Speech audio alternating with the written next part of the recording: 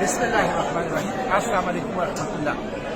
मैं अपने 150 साथियों के साथ उर्दन पहुंच चुका हूं और अल्हम्दुलिल्लाह 5-6 दिन इसराइल के बदनामी ज़माना नेगेव डेजर्ट जेल के अंदर रहने के बाद हमें रिहाई मिल चुकी है। इस दौरान हमारे हाथों में हथकड़ियाँ डाल के पीछे बांधी गई, हमारे पाँव में बेड़ियाँ और जंजीरें डाल दी गई, हमारे आंखों पर पट्टियां बांधी गई, हमारे ऊपर कुत्ते छोड़े गए, हमारे ऊपर गन्स रखी गई और हमें बदतरीन किस्म का टॉर्चर किया गया। हमने 3 दिन भूख हड़ताल की अपने मुतालिबात के लिए।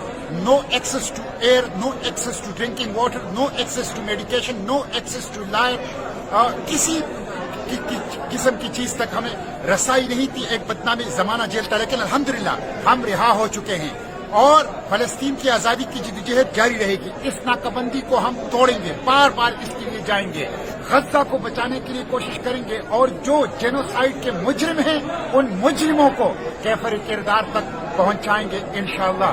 मुजाहिमत जारी रहेगी, अडियाला जेल से इसराइली जेलों तक फलस्तीन की आजादी की जिद्दोजहद जारी रहेगी और मुजाहिमत की जिद्दोजहद इंशाअल्लाह जारी रहेगी। जल्द आऊंगा पाकिस्तान और पूरी तफसील जो इस फ्लोटेला की है और इसराइली जेलों की है आपको बताऊंगा। लेकिन अपनी इस जद्दोजहद को अक्सा की आजादी, फलस्तीन की आजादी, गज्जा की आजादी तक जारी रखेंगे। इसराइल के खात्मे तक हमारी ये जद्दोजहद इंशाअल्लाह जारी रहेगी। पाकिस्तान जिंदाबाद, फलस्तीन जिंदाबाद, पाक फलस्तीन दोस्ती पाइंदाबाद।